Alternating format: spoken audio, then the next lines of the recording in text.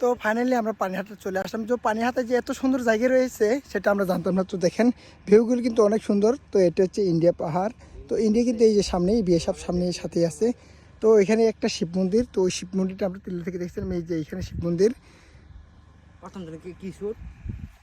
তো এখানে ভিডিও করতে আসলাম, তারপর আমরা আর ওই যে গাবড়াখালী পার্কে যাওয়ার আর ইচ্ছে করলো না। তো এখানে আমরা ভিডিওটা করে নেব এখন।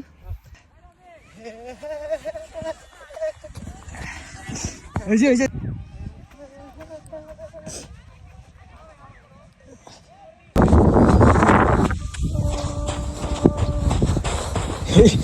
আঙ্কেল পেছনে দিকে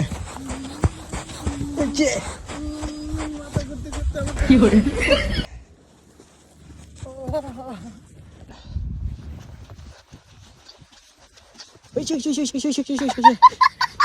and action.